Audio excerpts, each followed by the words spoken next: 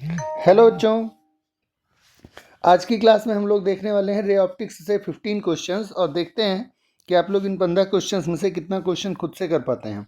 तो ये स्टार्ट करते हैं।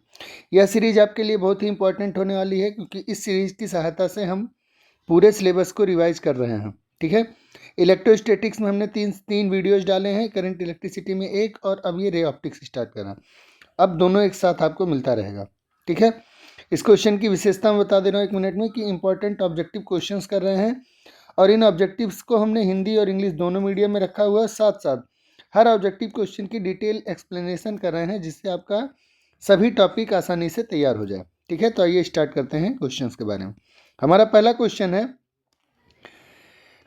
क्वेश्चन है radius of curvature of A concave mirror is 20 centimetre. An object of length 4 cm is situated at 30 cm from the mirror. The size of image will be। अवतल दर्पण की वक्रता त्रिज्या 20 सेंटीमीटर है। 4 सेंटीमीटर लंबाई का एक वस्तु दर्पण से 30 सेंटीमीटर की दूरी पर स्थित है, तो प्रतिबिंब का आकार कैसा होगा। वैसे तो बोर्ड एग्जाम्स में मिरर से क्वेश्चन कम आते हैं, पर अगर मान लो क्वेश्चन आए तो मिरर के बारे में क्या क्या आपको मेन चीज़ें ध्यान रखनी है।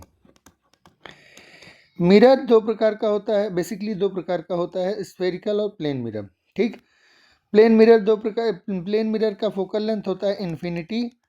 प्लेन मिरर की फोकल लेंथ की वैल्यू क्या होगी, इनफाइनाइट। अगर माइनस दिया हुआ तो माइनस इनफाइनाइट लगा के आइएगा। और जो स्फेरिकल मिरर होता है वो होता है कॉनकेव और कॉन्वेक्स।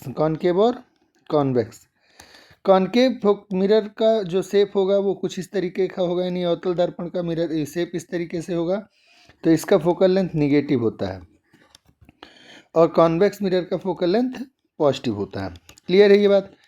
रेडियस ऑफ कर्वेचर यानी वक्रता त्रिज्या 2 टाइम्स ऑफ फोकस दूरी होती है, तो फोकस दूरी की वैल्यू r/2 होगी। ये भी आपको याद रखना होगा मिरर के लिए। अब देखिए, मिरर का जो फार्मूला होता है यानी मिरर फार्मूला 10th में भी आप लोगों ने पढ़ा है। 1/f is equal to 1/v plus 1/u। अब अगर इसमें प्लस की जगह माइनस लगा देंगे तो यही फार्मूला हो जाएगा लेंस का। और linear magnification m is equal to होता है height of image divided by height of object, और ये हाइट ऑफ इमेज बराबर होता है -b/u के। ठीक है, अब ये ध्यान रखना है कि जो m की वैल्यू है यह रियल इमेज के लिए निगेटिव होती है, होगी। ठीक, और वर्चुअल इमेज के लिए कैसा होगा, पॉजिटिव होगा। ऐसा क्यों? वर्चुअल इमेज यानी आभासी प्रतिबिंब के लिए कैसा होगा, पॉजिटिव। ऐसा क्यों? ऐसा इसलिए क्योंकि रियल इमेज प्रिंसिपल एक्सिस के नीचे बनता है, जबकि वर्चुअल इमेज प्रिंसिपल एक्सिस के ऊपर बनता है। अब आइए क्वेश्चन को सॉल्व करते हैं। तो हमारे लिए यहाँ पे किन चीज़ों का इंपॉर्टेंस ज़्यादा है। कह रहा है कि अवतल दर्पण की वक्रता त्रिज्या 20 सेंटीमीटर है। अगर वक्रता त्रिज्या पता है तो फोकस दूरी उसकी आधी होती है, तो फोकस दूरी निकाल सकते हैं आसानी से, यानी फोकल लेंथ निकाल सकते हैं। फोकल लेंथ निकाल लेंगे तो क्या फ़ायदा होगा। आइए स्टार्ट करते हैं क्वेश्चन। देखिए, ठीक, तो आपको r दिया है, r की वैल्यू है -20 सेंटीमीटर। r की हेल्प से हम लोग f निकाल सकते हैं। f इक्वल टू होता है r/2, यानी कि हो गया -10 सेंटीमीटर। क्लियर है। जो ऑब्जेक्ट की डिस्टेंस दी हुई है, ऑब्जेक्ट की हाइट दी हुई है वो है 4 सेंटीमीटर। प्लस का लेंगे, प्लस इसलिए लेंगे क्योंकि प्रिंसिपल एक्सिस के ऊपर ऑब्जेक्ट रखा जाता है, और दर्पण से 30 सेंटीमीटर की दूरी पर स्थित है वस्तु, यानी कि ऑब्जेक्ट डिस्टेंस हो गया हमारा -30 सेंटीमीटर। ठीक है, क्लियर। हमको निकालना है प्रतिबिंब का आकार, यानी कि हमको आई की वैल्यू कैलकुलेट करनी है। तो हम सबसे पहले मिरर फार्मूला लगाएंगे। 1/f equal to 1/v plus 1/u। कहोगे क्यों? क्योंकि हमको m की वैल्यू चाहिए। m की वैल्यू होती है I/o। I चाहिए, o पता है, तो m निकालना पड़ेगा, और m निकालने का एक तरीका है -b/u। तो अगर हमको v और u पता चल जाए तो हम m निकाल लेंगे तो I निकल जाएगा, यानी यही हमारा मेन टास्क है। अब इस मिरर फार्मूले में सबकी वैल्यू पुट कर देंगे। 1/f की वैल्यू -10 इक्वल टू 1/v की वैल्यू नहीं पता, प्लस 1/u की वैल्यू -30। ठीक है, ये माइनस और ये माइनस प्लस हो जाएगा, सॉरी ये माइनस और ये प्लस माइनस हो जाएगा, तो हो गया -1/10 इक्वल टू 1/v -1/30। ये 1/30 को इधर ट्रांसफ़र कर सकते हैं, तो 1/v पहले लिख लिए, इधर बचा -1/10 और +1/30, दोनों को सॉल्व कर लिए। 10 और 30 का एलसीएम खुद 30, 10 से डिवाइड किए 3 तो -3, और 30 से डिवाइड किए तो 1, 1 × 1 यानी 1, यानी हो गया -2/30। ठीक, सो 1/v की वैल्यू आई -2/30, तो v की वैल्यू आ जाएगी -30/2 यानी कि -15 सेंटीमीटर। सो v की वैल्यू आई -13 सेंटीमीटर। क्लियर है? अब ये v की हेल्प से हम m के फार्मूले में वैल्यू रखेंगे और पता कर लेंगे कि i कितना है। तो 1 सेकेंड लगेगा, वो भी चेक कर लेते हैं। क्लियर है? मैं वो यहाँ कर दे रहा हूँ। ठीक, अब देखिए m की वैल्यू हो गई i/o, तो i/o equals to -b/u, minus v की जगह रखे तो -15 और u की जगह रखे तो -30। ठीक, इसको सॉल्व किए तो 15 से माइनस माइनस कट गया दोनों का, और 15 से 30 यानी -1/2। ठीक, और i इक्वल्स टू हो गया -1/2 इंटू o की वैल्यू है 4, यानी कि हो गया आंसर -2 सेंटीमीटर। ठीक, ये माइनस साइन हमको बता रहा है कि जो इमेज है वो कैसा है, रियल है। रियल इमेज है तो प्रिंसिपल एक्सिस के नीचे बनेगा, प्रिंसिपल एक्सिस के नीचे बनेगा तो निगेटिव होगा। अब ऐसा क्यों? तो ध्यान रखिए कि वक्रता त्रिज्या यानी सेंटर ऑफ कर्वेचर 20 सेंटीमीटर पर है, ऑब्जेक्ट रखा है 30 सेंटीमीटर पे। इसका मतलब है कि ऑब्जेक्ट इन्फिनिटी और सी के बीच में रखा है। इन्फिनिटी और सी के बीच में रखे वस्तु का ऑब्जेक्ट का इमेज जो बनता है वो फोकस और सी के बीच में बनता है। ठीक है, इसलिए और छोटा बनता है, तो छोटा साइज बना हुआ है। 4 सेंटीमीटर ऑब्जेक्ट का हाइट कितना है, 2 ही है इमेज का। ठीक है, तो ये हमारा क्वेश्चन हो गया, आंसर हुआ -2 सेंटीमीटर। अब आते हैं अपने अगले क्वेश्चन पर। A ray of yellow light whose wavelength in air is 6000 angstrom goes from air to water of density of refractive index 4/3. What will be the wavelength of light in water? पीले प्रकाश की एक किरण जिसकी वायु में तरंगदैर्घ्य 6000 angstrom है। वायु में तरंगदैर्घ्य कितना है, 6000 एंगस्ट्रॉम। ठीक है, जहां अपवर्तनांक कितना है, n, और n की वैल्यू है 4/3। वो मिस्टेक हो गया है, इसमें हिंदी में दिए नहीं, 4/3 लिखेंगे। ठीक है, हमको पूछा क्या है, जल में प्रकाश का तरंगदैर्घ्य पूछा है, यानी लैम्डा इन वाटर पूछा है। तो इसके पीछे का लॉजिक यानी कॉन्सेप्ट क्या है, आइए एक बार में समझ लेते हैं। पहले हम लोग जानते हैं कि जब भी कोई लाइट किसी मीडियम से दूसरे मीडियम में ट्रेवल करती है, मान लीजिए एयर से किस में ट्रेवल कर रही है, वाटर में, तो लाइट एक मीडियम में ट्रेवल करती है तो एक स्ट्रेट लाइन में ट्रेवल करती है। लेकिन जब वो किसी सरफेस पर आएगी, जब वो किसी भी सरफेस पर आती है तो उसके स्पीड में सडनली चेंज होता है। सडनली चेंज होती है तो या तो नॉर्मल की तरफ मुड़ जाती है या तो नॉर्मल से दूर भागती है। कब नॉर्मल की तरफ मुड़ेगी, अगर रेयर से डेंसर जा रही है तो टुवर्ड्स नॉर्मल। ठीक, और अगर डेंसर से रेयर जा रही है तो नॉर्मल से दूर यानी अवे फ्रॉम द नॉर्मल जाएगी। क्लियर हो गया, ये दो चीज़ ध्यान रखना है। अब देखिए लाइट इस केस में एयर से वाटर जा रही है तो एयर से वाटर के केस में ऐसे होगा, टुवर्ड्स द नॉर्मल। ये हमारा एंगल हो गया एंगल ऑफ इंसिडेंस। नॉर्मल और रिफ्लेक्टेड एंगल के बीच का एंगल हो गया, नॉर्मल और इंसिडेंट रे के बीच एंगल हो गया एंगल ऑफ इंसिडेंस। नॉर्मल और रिफ्लेक्टेड रे के बीच एंगल हो गया angle of refraction R. Refraction के केस में हम लोग जानते हैं कि sine I by sine R की जो वैल्यू होती है वो इक्वल होती है refractive index of medium 2 with respect to medium 1। ठीक है, 1 और 2 के बराबर। अब इस हिसाब से अगर हम सोचें तो हमको कुछ नहीं पता चलेगा। ठीक है, क्योंकि ना तो आई पता है ना तो आर पता है। इस लॉ को क्या कहते हैं, ये कहलाता है स्नेल का नियम। ठीक, अब ध्यान रखिए कि जब लाइट एक मीडियम से दूसरे मीडियम में ट्रेवल करती है तो और क्या होता है, यहाँ पे इसकी स्पीड है मान लीजिए v1 और यहाँ पे इसकी स्पीड है मान लीजिए v2। किसी भी वेव की स्पीड का फॉर्मूला होता है उसकी फ्रीक्वेंसी इनटू उसका वेवलेंथ। तो फ्रीक्वेंसी ν1 और वेवलेंथ λ1, और सेकेंड मीडियम में स्पीड हो जाएगा फ्रीक्वेंसी ν2 और λ2 वेवलेंथ। अब अगर हम v2 और v1 का रेशियो बनाएं यानी wave speed in light, speed of light in medium 1 to 2 बनाते हैं। Speed of light in medium 1 divided by speed of light in medium 2, तो इसकी वैल्यू हो जाएगी ν1 λ1 डिवाइडेड बाई ν2 λ2। ध्यान रखिएगा कि प्रकाश के परावर्तन या अपवर्तन के समय उसकी आवृत्ति नहीं बदलती, यानी उसकी फ्रीक्वेंसी चेंज नहीं होती, तो फ्रीक्वेंसी वही रहेगी। यानी फार्मूला हो गया λ1 बाई λ2, यानी λ1 बाई λ2 आया किसके इक्वल, v1 बाई v2 के। ठीक, ये पॉइंट क्लियर हो गया। अब देखिए ध्यान से थोड़ा सा, अगर हम रिफ्रैक्टिव इंडेक्स के डेफिनेशन को याद करें तो हमारा सारा डाउट क्लियर हो जाएगा। रिफ्रैक्टिव इंडेक्स का फार्मूला होता है speed of light in vacuum divided by speed of light in that medium. ठीक, speed of light in vacuum और एयर लगभग बराबर होता है। सी की जगह न्यू इंटू लेमडा रख सकते हैं, तो lambda in air divided by lambda in medium हो जाएगा कि नहीं। यानी n refractive index of water बराबर आया lambda in air divided by lambda in medium. तो लेमडा इन मीडियम का फॉर्मूला आया lambda in air divided by refractive index of water with respect to air. ठीक, अब वेवलेंथ दिया हुआ है एयर में कितना, 6000 एंगस्ट्रॉम, और रिफ्रैक्टिव इंडेक्स दिया हुआ है कितना, 4/3। 3 चला गया ऊपर। ठीक, क्लियर हुआ कि नहीं हुआ। 4 से काटे 6000 को तो 1500 आया, 1500 इंटू 3 कितना है, 4500, यानी 4500 एंगस्ट्रॉम हमारा आंसर हो गया।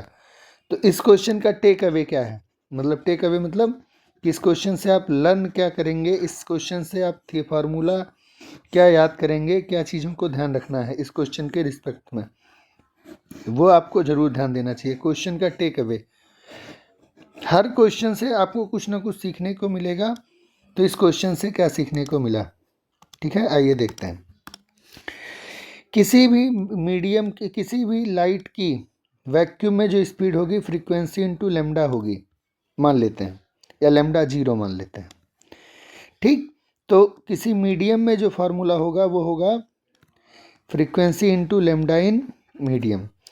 सी बाई वी एम को हम लिख सकते हैं लेमडा 0 बाई लेमडा एम, और सी बाई वी एम को लिख सकते हैं रिफ्रैक्टिव इंडेक्स ऑफ मीडियम। इसलिए ये फार्मूला आपके लिए इम्पोर्टेंट हो सकता है।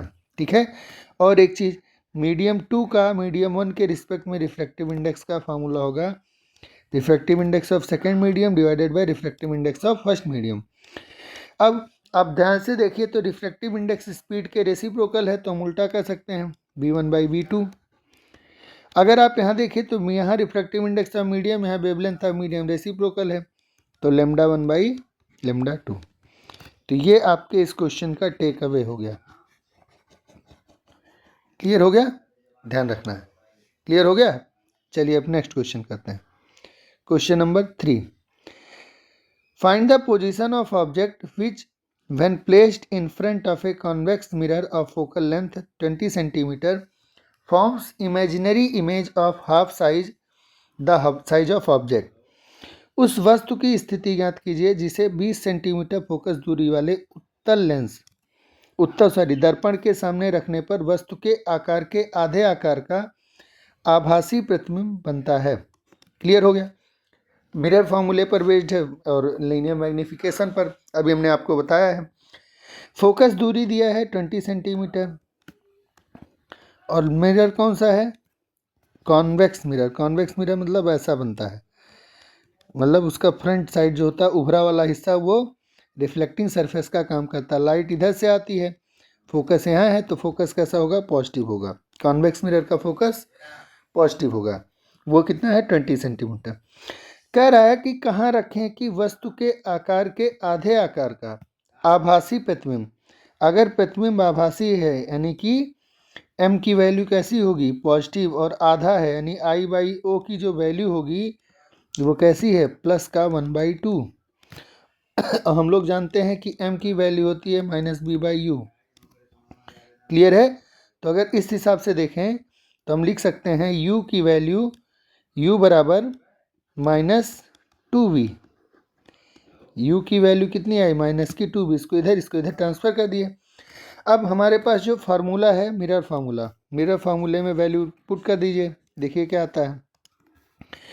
1/f equals to 1/v plus 1/u, 1/20 is equals to 1/v की वैल्यू नहीं पता तो सॉरी v ही रख देंगे, v की वैल्यू v और प्लस u की वैल्यू -2v। ठीक, तो ये हो गया 1/20 इक्वल्स टू 1/v, और ये माइनस प्लस हो गया, प्लस सॉरी ये माइनस और ये प्लस माइनस हो गया 1/2v। So 1/20 is equals to 2v को ले लिया एलसीएम, v से 2v को डिवाइड किया 2 आया, 2 1 जा 2 माइनस 2v कितना हो गया 1, तो 1/20 इज इक्वल्स टू आया 1/2v। इसका मतलब है 2v की वैल्यू 20, तो v की वैल्यू प्लस क्या convex mirror image positive on the other side बनाता है, तो हम जानते हैं कि बनाता है। कॉन्वेक्स मिरर पर ऑब्जेक्ट कहीं भी रखिए, आपको उसका इमेज कहाँ बनेगा, पोल और फोकस के बीच में, तो पोल और फोकस के बीच में अपर साइड दूसरे साइड पे बनाता है, इसलिए प्लस आया है। क्लियर हो गया। अब हमसे पूछा क्या है, u पूछा है, तो हम लोग देख रहे हैं कि u की वैल्यू -2v है, u की वैल्यू है -2v, तो u बराबर -2 और v की वैल्यू 10 यानी माइनस का 20 सेंटीमीटर। तो ऑब्जेक्ट कहाँ रखेंगे, -20 सेंटीमीटर पर। क्लियर हो गया, इसका आंसर नंबर 1 करेक्ट आंसर। ठीक, चलिए नेक्स्ट क्वेश्चन पर। Question number 3, frequency of light wave in vacuum is 5 × 10⁻14 hertz, what will be it's wavelength in glass of refractive index 1.5। अभी हम लोगों ने देखा था कि किसी भी मीडियम में रिफ्रैक्टिव इंडेक्स, किसी भी मीडियम में वेवलेंथ लेमडा इक्वल्स टू होता है lambda in air divided by refractive index of that medium. Clear हो गया। अब अगर हमको लेमडा इन एयर पता चल जाए तो काम चल जाएगा। Lambda in air lambda in vacuum के लगभग बराबर होता है, और वैक्यूम में फ्रीक्वेंसी दी हुई है, तो हम लोग जानते हैं कि स्पीड इन एनी मीडियम की जो वैल्यू होती है वो होती है फ्रीक्वेंसी इंटू लेमडा। अब अगर वैक्यूम है तो दोनों के लिए 0 0 लगा दे रहे हैं। c की वैल्यू 3 × 10⁸, सबको पता होना चाहिए, speed of light in vacuum, और फ्रीक्वेंसी गिवन है 5 × 10⁻14 इंटू लेमडा 0।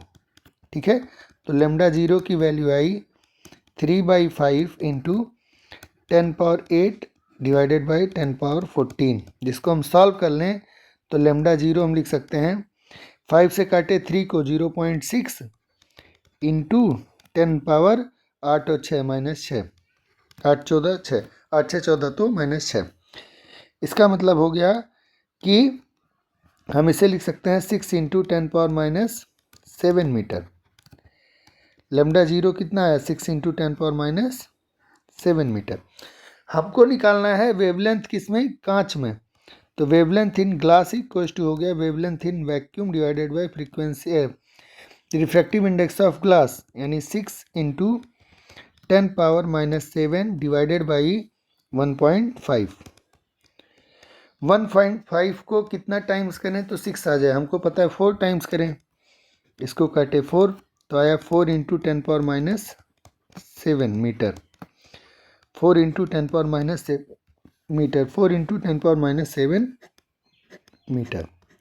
क्लियर हो गया, ये हो गया आपका आंसर। ठीक, चलिए नेक्स्ट क्वेश्चन पर। Question number 5, refractive index depends on. Question कह रहा है रिफ्रैक्टिव इंडेक्स यानी अपवर्तनांक किस चीज़ पर निर्भर करता है, किस पर निर्भर करता है, तो ध्यान रखिए refractive index nature of medium पर तो डिपेंड करता ही है। अभी हम लोगों ने देखा है कि कांच का रिफ्रैक्टिव इंडेक्स कुछ और होता है, जल का कुछ और होता है, वायु का कुछ और होता है। ठीक है, फिर कह रहा है वेवलेंथ ऑफ लाइट ओनली, तरंगदैर्घ्य पर निर्भर करता है क्योंकि हम लोग देख रहे थे कि अगर हम तरंगदैर्घ्य बदल देते हैं, रिफ्रैक्टिव इंडेक्स बदल देते हैं तो तरंगदैर्घ्य बदल जाता है। तो रिफ्रैक्टिव इसके लिए फार्मूला है किसका, काउची का। रिफ्रैक्टिव इंडेक्स n बराबर होता है 1 + b/λ²। ठीक है, ये किसका रिलेशन है, काउची का। क्लियर हो गया। तो इस फार्मूले से आप यहाँ से देख सकते हैं कि ये भी सही है, टेम्परेचर भी सही है, वेवलेंथ भी सही है, नेचर भी सही। तो सही आंसर होगा ये सभी, यानी ऑप्शन नंबर 4। ठीक है, चलिए नेक्स्ट क्वेश्चन। ये क्वेश्चन आपके लिए थ्योरेटिकल है, इंपॉर्टेंट है। क्वेश्चन नंबर 6 देखिए, ये एनसीईआरटी का क्वेश्चन है, आप ध्यान रखिएगा इस क्वेश्चन को। A small ball is placed at the bottom of a tank containing water to a depth of 80 centimetre about, ठीक है 80 सेंटीमीटर। फिर कह रहा what is the area of the surface of water through which light from the bulb can come out, emerge out। Refractive index of water is 1.33। Refractive index of water कितना दिया है, 1.33। Clear हो गया। अब इसको समझिए, 80 सेंटीमीटर गहराई तक पानी से भरे एक टैंक के तल पर एक छोटा बल्ब रखा है। जल की सतह का वह क्षेत्रफल ज्ञात कीजिए जिसके माध्यम से बल्ब से निकलने वाला प्रकाश बाहर आ सकता है। जल का अपवर्तनांक है 1.33। जल का अपवर्तनांक है 1.33। ठीक है, बल्ब को एक बिंदु स्रोत मानिए, क्योंकि कह रहा bulb to be a point source. ये एनसीईआरटी का सवाल है। ठीक है, अब थोड़ा इसको समझ के अच्छे से कर लेते हैं। पहले इसका कॉन्सेप्ट समझ लेते हैं। मान लीजिए कि एक बर्तन है, ठीक, इसमें हमने कुछ भर दिया, मान लीजिए वाटर भर दिया, ठीक है, कोई चीज़ भर दिया, हो गया। इसके तली पर एक बल्ब रख दिए, तली पर क्या रख दिए, एक बल्ब रख दिए। अब बल्ब रखने से क्या हो रहा है, बल्ब रखने से बल्ब हर डायरेक्शन में लाइट भेजेगा, कुछ लाइट ऐसे, कुछ लाइट ऐसे, चारों तरफ भेजेगा। जो लाइट बल्ब से सीधा निकलेगी ऐसे, वो तो सीधा निकल जाएगा स्ट्रेट, ठीक है। लेकिन जैसे जैसे लाइट से बल्ब ये इधर, फिर और इधर, फिर और इधर, जैसे जैसे लाइट से बल्ब दूर जाएगा, वैसे वैसे क्या होगा कि लाइट का एंगल ऑफ इंसिडेंस बढ़ेगा। ठीक है, एक बार इसको फिर से दूसरे फिगर से समझ लेते हैं हम लोग। ठीक है, तो मान लिए कि क्या दिया है, एक सरफेस दिया है वाटर का, ठीक है। यहाँ पे बॉटम है, इस बॉटम पे क्या रखा हुआ है, बल्ब रखा हुआ है। बल्ब से अलग अलग सेक्शन में क्या निकल रही है, लाइट रेज निकल रही है। ठीक, तो जो लाइट रे बल्ब से सीधे निकलेगी, मतलब जो लाइट रे बल्ब से सीधे निकलेगी वो तो सीधे चली जाएगी। लेकिन जैसे जैसे बल्ब से लाइट दूर होगी, देखिए ध्यान से, जितना हम दूर जाते जाएंगे एंगल ऑफ इंसिडेंस क्या होता जाएगा, बढ़ता जाएगा। एंगल ऑफ इंसिडेंस क्या होता जाएगा, बढ़ता जाएगा। अब एक कॉन्सेप्ट है जिसे हम कहते हैं टोटल इंटरनल रिफ्लेक्शन, TIR, या क्रिटिकल एंगल का एक और कॉन्सेप्ट है, पहले उसको समझ लेते हैं। जब लाइट डेंसर मीडियम से रेयर मीडियम में ट्रेवल करता है तो क्या होता है, उसका ये हो गया आपका क्या, एंगल ऑफ इंसिडेंस I, और लाइट डेंसर से रेयर जा रही तो स्पीड बढ़ती है, इसलिए लाइट जो है वो away from the normal bend होता है। यानी लाइट के डेंसर से रेयर जाने पे एंगल ऑफ इंसिडेंस के कंपैरिजन में एंगल ऑफ रिफ्रैक्शन जो होगा वो हमेशा क्या होगा, ज़्यादा होगा। अब अगर हम एंगल ऑफ इंसिडेंस बढ़ाते जाएं तो एंगल ऑफ रिफ्रैक्शन भी बढ़ता जाएगा, और इस कंडीशन में एक समय ऐसा आएगा जब R की वैल्यू 90 डिग्री हो जाएगी। ठीक है, तो डेंसर मीडियम में वो एंगल ऑफ इंसिडेंस जिसके लिए रेयर मीडियम में एंगल ऑफ रिफ्रैक्शन 90 डिग्री होता है उसे कहते हैं क्रिटिकल एंगल। यानी for angle of incidence to be critical the angle of refraction should be equal to 90 degree.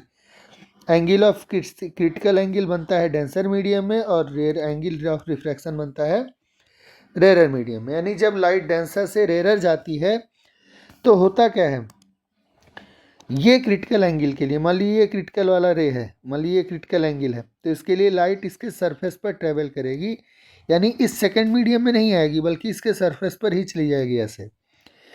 अब अगर आप एंगल ऑफ इंसिडेंस को थोड़ा सा और बढ़ा दीजिए तो लाइट वापस से उसी मीडियम में क्या कर जाती है, घूम जाती है। इस प्रोसेस को कहते हैं टोटल इंटरनल रिफ्लेक्शन। तो जो क्रिटिकल एंगल का कॉन्सेप्ट है वो कॉन्सेप्ट यहाँ पर काम आएगा। कैसे? जैसे जैसे लाइट नॉर्मल से दूर होगी, ठीक, वैसे वैसे एंगल ऑफ इंसिडेंस बढ़ेगा। अब एंगल ऑफ इंसिडेंस बढ़ेगा तो ऑब्वियस सी बात है कि एक टाइम आएगा जब लाइट क्या होगी, उसी मीडियम में ट्रैवल करे। तो मान लीजिए ये लाइट इसमें ट्रैवल कर गई, तो हम ये वाले रे को मान लेते हैं कि क्रिटिकल एंगल पर क्रिएट हो रहा है, ठीक है। तो अब इसका थोड़ा सा फिगर फिर से साफ बना दे रहा हूँ मैं, देखिए ध्यान से। ये हो गया आपका बॉटम, ये हो गया बल्ब, ठीक। इस बल्ब से एक स्ट्रेट लाइन लेकर के आए और उस स्ट्रेट लाइन को हम कह सकते हैं, सॉरी,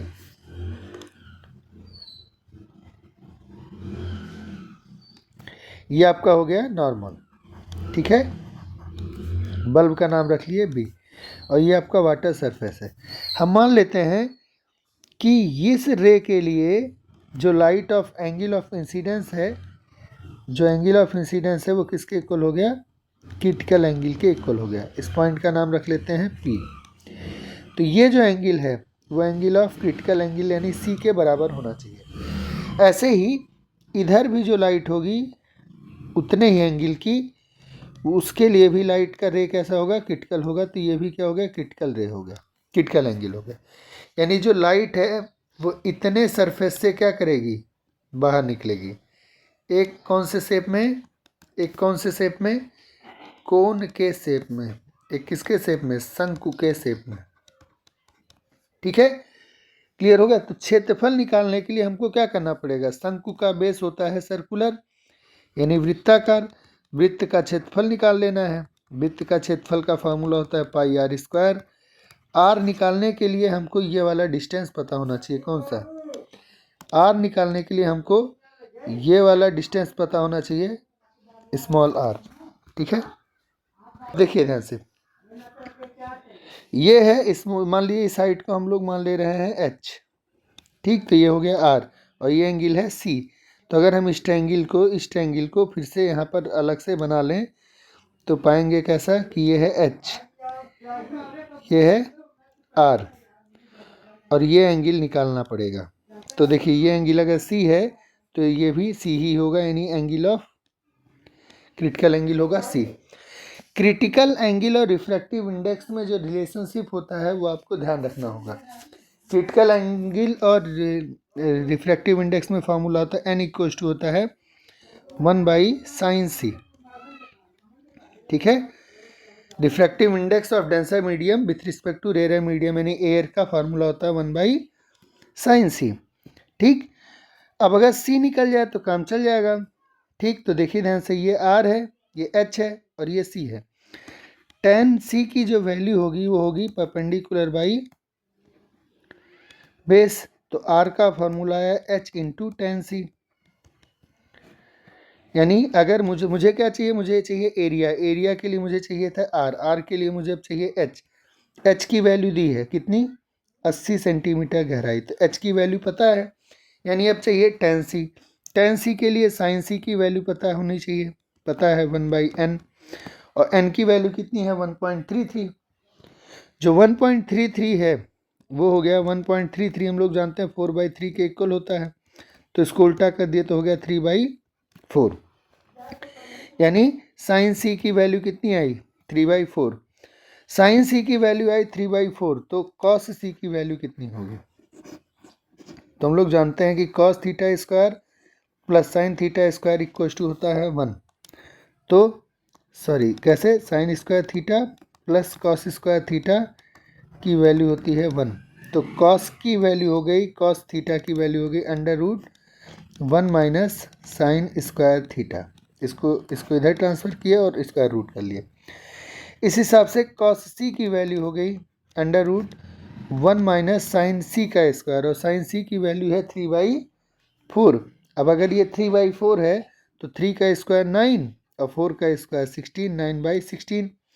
इसको सॉल्व किए तो अंडर रूट 16 माइनस 1, 16 माइनस 9 यानी 7/16 आ गया। यानी कॉस सी की वैल्यू कितनी आई, अंडर रूट 7/16, जिसको हम लिख सकते हैं अंडर रूट 7/4, क्योंकि 16 का स्क्वायर रूट कितना हुआ 4। कॉस सी भी मिल गया, साइन सी भी मिल गया। कॉस सी की वैल्यू रूट 7/4 और साइन सी की वैल्यू 3/4। तो इस हिसाब से अब आपको क्या मिल जाएगा आसानी से, इस हिसाब से आपको मिल जाएगा tan सी। ठीक, और जैसे ही tan सी मिलेगा आपका सारा प्रॉब्लम सॉल्व हो जाएगा। अब देखिए tan सी की वैल्यू होती है sine C by cos C. Sine C की वैल्यू आई थी 3/4 और कॉस सी की वैल्यू आई है अंडर रूट 7/4। 4 और 4 कट जाएंगे, बचेगा क्या 3/√7। ठीक, तो आर की वैल्यू आई एच यानी 80 और tan सी यानी कि 3/√7। क्लियर हो गया। 8 3 जा 24 यानी 240/√7 सेंटीमीटर। ये क्या आया आर। अब एरिया का फॉर्मूला होता है पाई आर स्क्वायर। ठीक, तो बस प्रॉब्लम सॉल्व।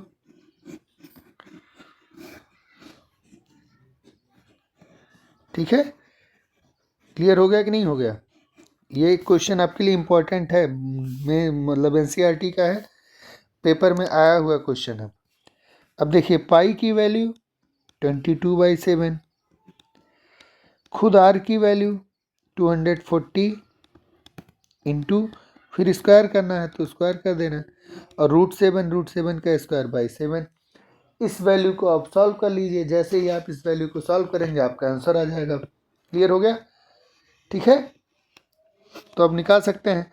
ये सेंटीमीटर स्क्वायर में आएगा, ये किस में आएगा सेंटीमीटर स्क्वायर में।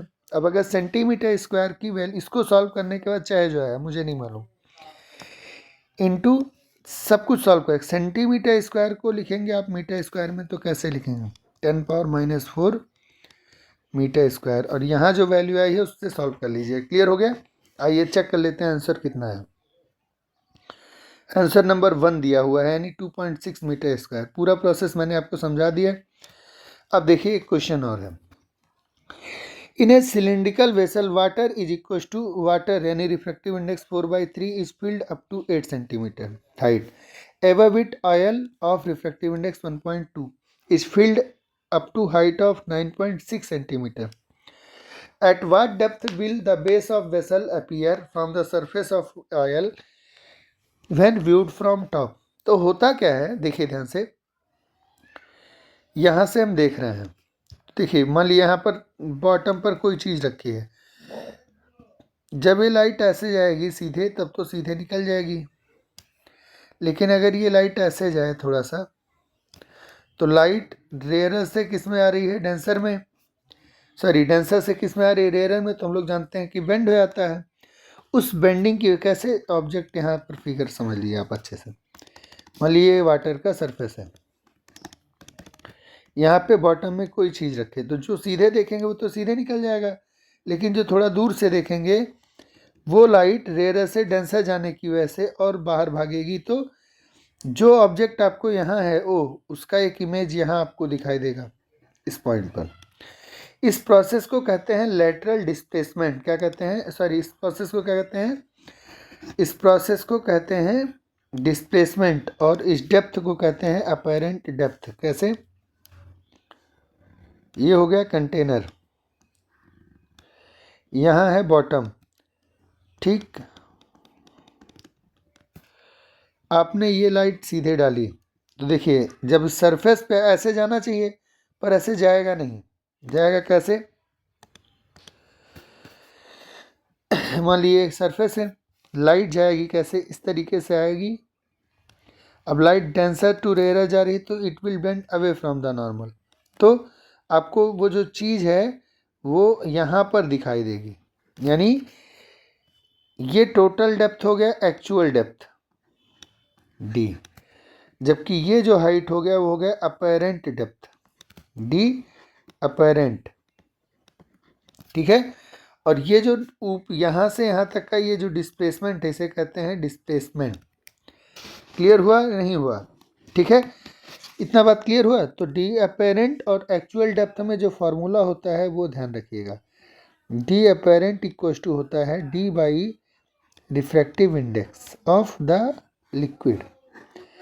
पर ये तब है जब एक हो, अगर मान लीजिए दो सरफेस है तब, तो अगर दो सरफेस है तो डी अपेरेंट का फार्मूला हो जाएगा d1 by n1 plus d2 by n2, जहाँ डी अपेरेंट का मतलब हो गया अपेरेंट डेप्थ यानी कि आभासी गहराई जो ऊपर से देखने पे आपको फील होगी। तो अब चेक कर लीजिए, d1 की वैल्यू है 8 सेंटीमीटर, इसका रिफ्रैक्टिव इंडेक्स है 4/3, ठीक। तो 8 डिवाइडेड बाई 4/3 प्लस इसका डेप्थ है 9.6 और इसका रिफ्रैक्टिव इंडेक्स है 1.2। अब इसको सॉल्व कर लीजिए, ये 3 ऊपर चला गया, 4 से कटा 8, 2 3 जा 6 प्लस 12 और 9.6 यानी कि 1.2 और 9.6 कितना टाइम, 12 8 जा 96, 8 और प्लस 4 14 सेंटीमीटर। यानी ये एक्चुअल में कितना है 98 17.6, पर एक्चुअली आपको दिखाई कहाँ देगा ऊपर से 14 सेंटीमीटर पे। क्लियर हो गया? तो इसका आंसर हो गया 14। Find the velocity of light in the medium for which critical angle is 45। तो अभी हम लोग देखे हैं कि क्रिटिकल एंगल का जो रिलेशनशिप है वो रिफ्रैक्टिव इंडेक्स से है, n equals to 1/sin c, ठीक। 1/sin c, sin 45, sin 45 की वैल्यू होती है 1/√2 यानी n की वैल्यू आई √2। अब अगर हम लोग n का फार्मूला ढूंढे तो n का फार्मूला होता है speed of light in vacuum divided by speed of light in medium. So speed of light in medium हो गया c/n, c की वैल्यू 3 × 10⁸ डिवाइडेड बाय n की वैल्यू √2, ठीक। इसको सॉल्व करने के लिए क्या करेंगे, देखिए 3 × 10⁸ डिवाइडेड बाय √2 है, इसको √2 से गुणा कर लीजिए ऊपर नीचे। इससे क्या फ़ायदा होगा, तो ये हो जाएगा 3√2 और नीचे हो जाएगा 2 × 10⁸ v का वैल्यू, ठीक है। अब इससे सॉल्व करना आसान हो गया, कैसे, 3 × √2 की वैल्यू आप लिख सकते हैं 1.414 डिवाइडेड बाई 2 × 10⁸, ठीक है। अब पूरी चीज़ को सॉल्व कर लीजिए आप आराम से। क्लियर है? चलिए कर ही देते हैं हम आपके लिए, प्रोसेस ध्यान रखिएगा। ये स्टेप समझ में आ गया ना? अब चलिए फार्मूला वैल्यू देखिए, 3 × इसको डिवाइड किए तो 0.714 हो गया, फिर 0 लगेगा 7 × 10⁸, 3 से मल्टीप्लाई किए 3 7 जा 21, 2 3 7 जा 21 और 3 के बाद डेसिमल तो 2.121 × 10⁸ मीटर पर सेकेंड जो हुआ वो आंसर आया। 2.12 कोई है 2.212 है, ठीक है ना। तो आंसर नंबर 4 हमारा करेक्ट आंसर हुआ। The velocity of light in glass is 2 × 10⁸ meter per second and that in air is 3 × 10⁸ meter per second. By how much should an ink dot appears to be raised when covered by a glass plate of 6 centimeter thick? Velocity of light in glass दिया है 2 और velocity of light in air दिया है 3। तो इससे क्या फ़ायदा हुआ, हम रिफ्रैक्टिव इंडेक्स ऑफ ग्लास निकाल सकते हैं, कैसे, c/, वेलोसिटी इन ग्लास से। तो 3 × 10⁸ डिवाइडेड बाई 2 × 10⁸ यानी 1.5। रिफ्रैक्टिव इंडेक्स कितना है 1.5। अब कह रहा है इंक का डॉट है यहाँ है, ठीक है। इंक के डॉट को ग्लास के सरफेस से कवर कर दिए। ग्लास के सरफेस की थिकनेस कितनी है 6 सेंटीमीटर। तो वो हमको कहाँ दिखाई देगा, तो अभी हम लोग देखें अपेरेंट डेप्थ के कॉन्सेप्ट से दिखाई देगा। तो कितना ऊपर उठाई देगा पूछा है, यानी कि हमको पूछा है डिस्प्लेसमेंट। तो डिस्प्लेसमेंट कैसे निकालेंगे, actual depth minus D apparent. Actual depth होता है डी और डी अपेरेंट होता है डी बाई एन। तो डी को अगर हम कॉमन ले लें तो हो गया 1 माइनस 1 बाई एन, हो गया ना। तो बस इस फॉर्मूले पर आ जाइए, सॉल्व हो जाएगा आपका problem. So delta D equals to D जिसकी वैल्यू है 6, 1 माइनस 1 बाई 1.5। ठीक है, बस इसको सॉल्व करना है। चलिए कर देते हैं। फार्मूला ध्यान रखना है, एक एक फार्मूले आपके लिए बहुत ही इंपॉर्टेंट होने वाले होंगे हर क्वेश्चंस के। ठीक है, so delta D equals to आया 6 मल्टीप्लाई करे, क्रॉस मल्टीप्लाई 1.5 इंटू 1.5 माइनस 1 गया तो 0.5 डिवाइडेड बाई 1.5। तो 6 और 5 से 15 तो 1/3, 3 2 जा 6, 2 सेंटी कितना ऊपर उठाई देगा, 2 सेंटीमीटर ऊपर उठा देखा। कितना ऊपर उठा हुआ लगेगा पूछा है, ये नहीं पूछा कितना नीचे दिखेगा, कहाँ दिखेगा, वो पूछा है कितना ऊपर उठेगा। तो ऑब्वियस सी बात है कि मान लीजिए कि ये आपका कांच का टुकड़ा है, यहाँ पे है डॉट, तो वो डॉट आपको यहाँ कहीं दिखाई देगा ऊपर उठा हुआ। तो ये वाला डिस्प्लेसमेंट पूछा है, क्लियर है, डेल्टा डी। तो डेल्टा डी की वैल्यू आई 2 centimetre, answer number 2।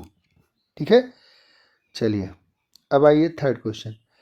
Which physical quantity remains unchange in reflection of light. तो ये भी हम लोगों ने जस्ट देखा है पहले या दूसरे क्वेश्चन में कि फ्रीक्वेंसी ऑफ लाइट चेंज नहीं होती है।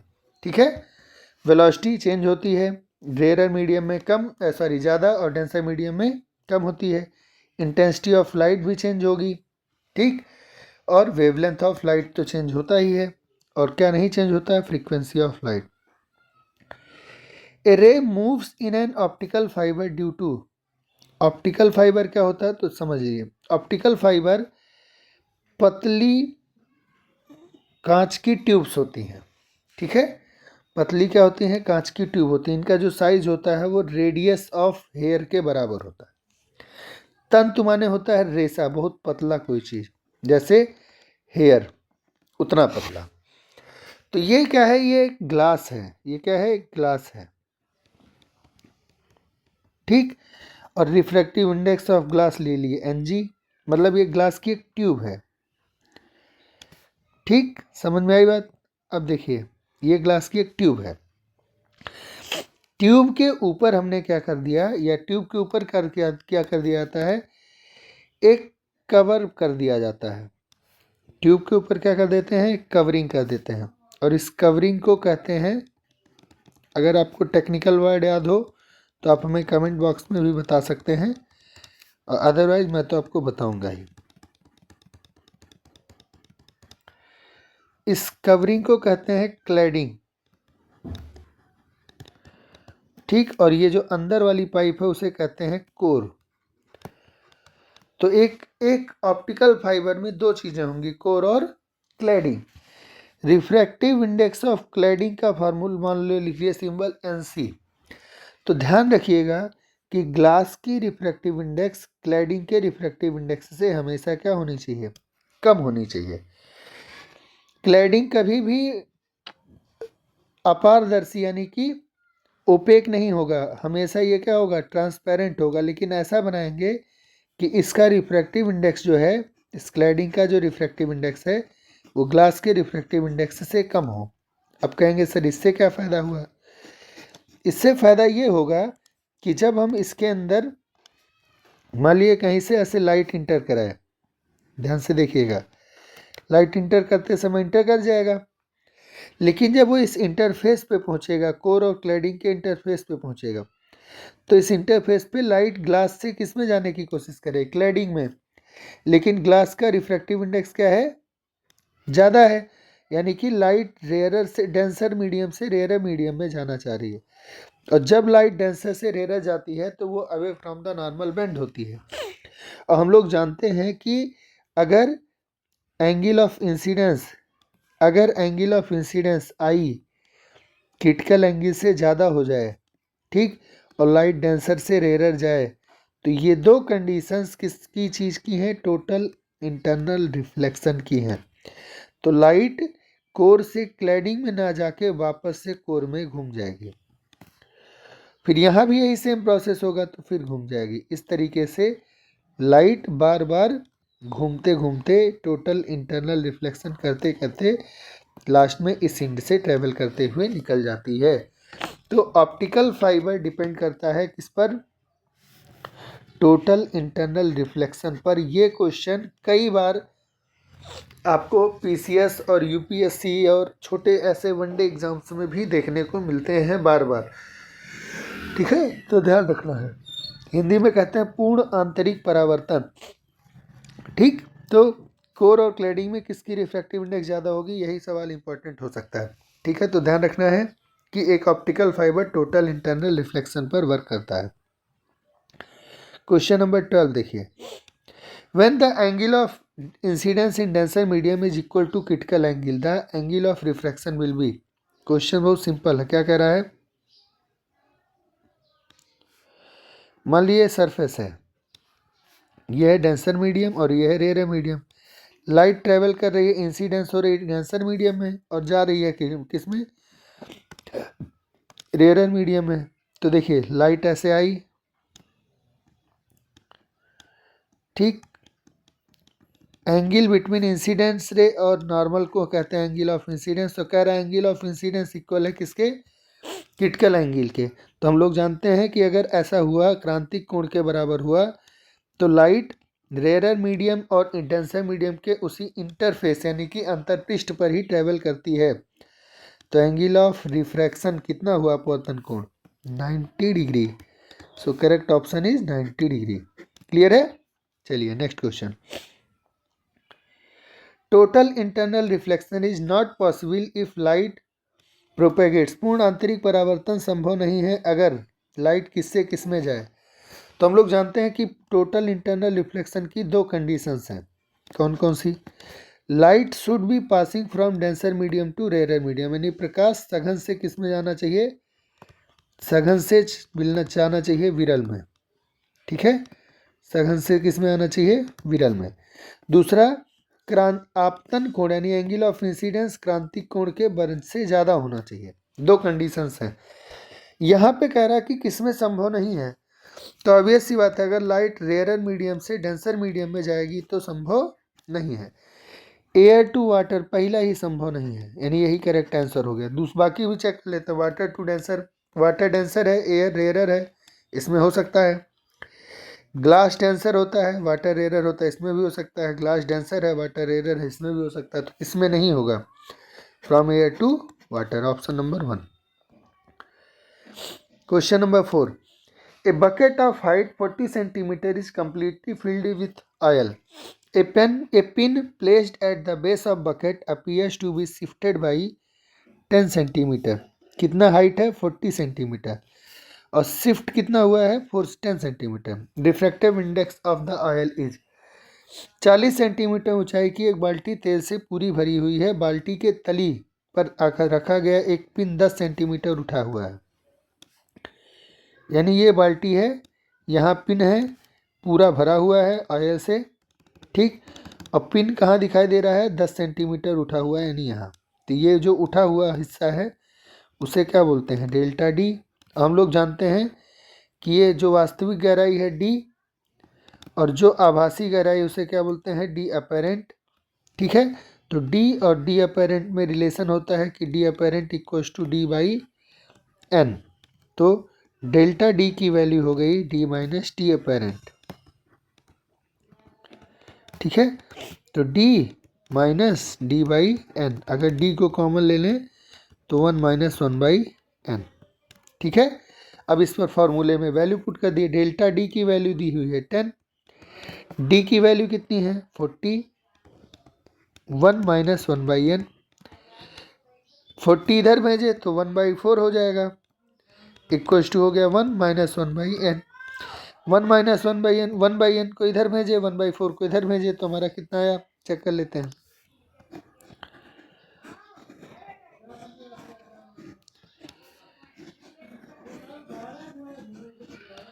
तो फॉर्मूला एक बार फिर से मैं लिख दे रहा हूँ, d apparent is equal to हो गया डी बाई एन, और डेल्टा डी की वैल्यू हो गई d 1 minus 1 by n. Delta D की जगह रखे 10 और डी की जगह रखे 40, तो आया 1 माइनस 1 बाई एन। इसको सॉल्व किए तो आया 1/4 equal to 1 minus 1 by n. तो 1 बाई एन की वैल्यू आई 1 माइनस 1/4, जिसकी वैल्यू आई 1/1 इक्व टू 4 माइनस 1 यानी 3/4। तो एन की वैल्यू आई 4/3। एन की वैल्यू आई 4/3। 4/3 1.33 के बराबर है। ठीक है, तो ये अगर आपका क्वेश्चन नंबर 15 क्लियर हुआ। अब चलिए last question. A thin rod A B of length 3 centimetre is lying in a beaker of height 9 centimetre, ठीक है, and diameter 6 centimetre as shown in figure. The only upper end of the rod, that is A, is viewed by the observer O. When water id लिखा हुआ, sorry is होना चाहिए था। When water is filled in beaker up to 6 centimeter height, then observer views lower end.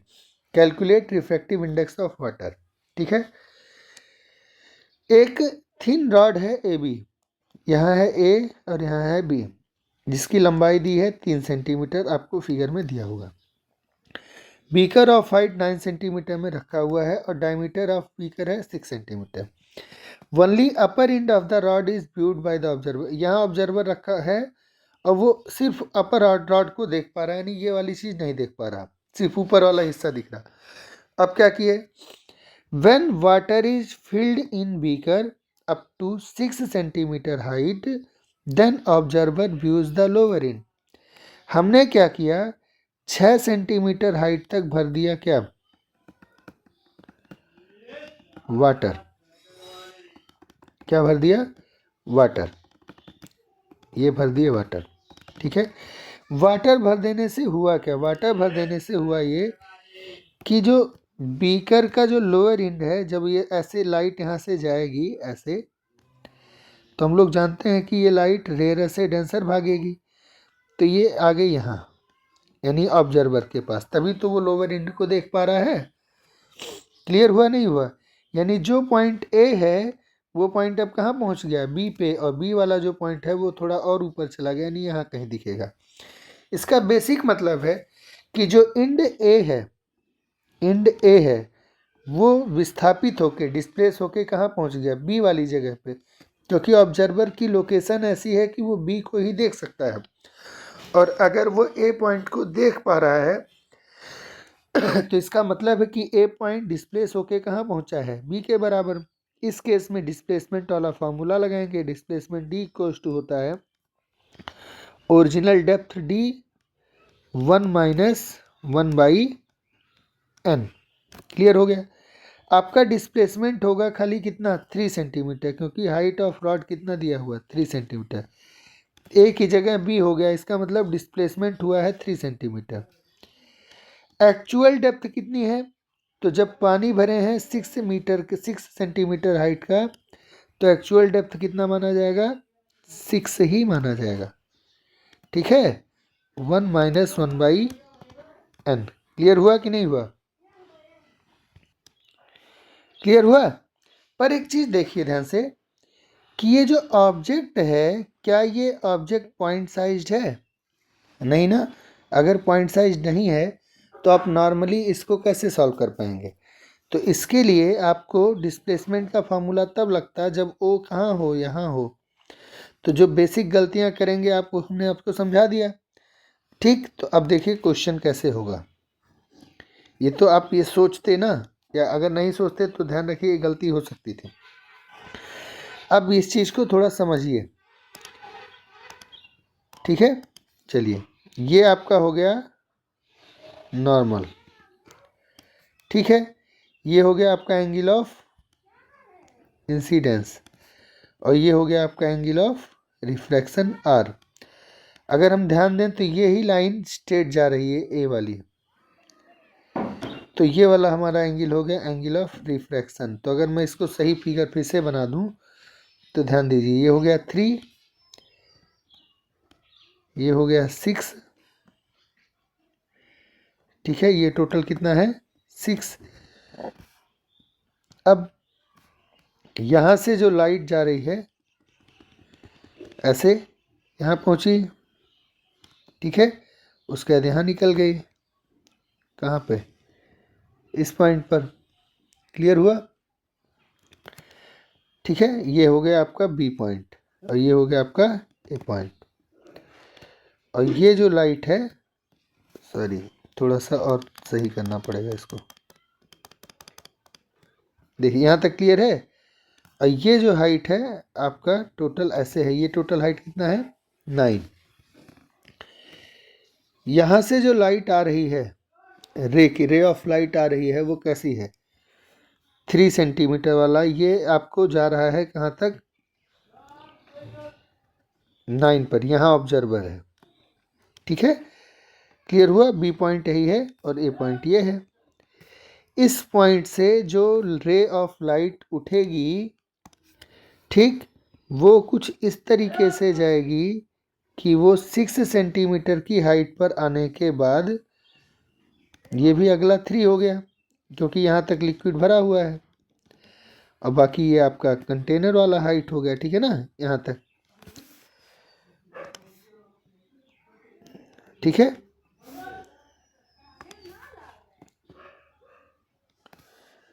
ठीक, तो देखिए ये होगा कंटेनर वाला हाइट, यानी ये हाइट कितना होगा 3 होगा, ये जो बचा हुआ हिस्सा है। टोटल हाइट कितना है 9 है, 9 में ये 3 हो गया ए बी, ये 3 हो गया वाटर का बाकी बचा हिस्सा, यानी ये रे यहाँ से उठी और बेंड होके ऐसे जा रही है। क्लियर हुआ कि नहीं हुआ? और वही रे आपको यहाँ पे दिखाई दे रहे हैं, यही ए पॉइंट आपको बी पर दिखाई देगा। क्लियर हो गया?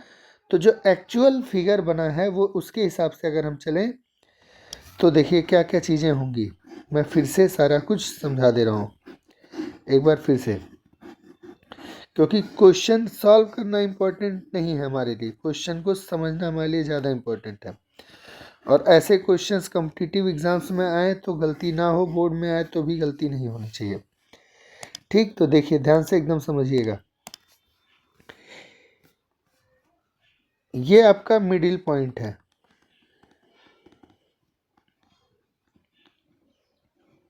ठीक है। अभी मेरी हैबिट इस पे नहीं पड़ी अच्छी।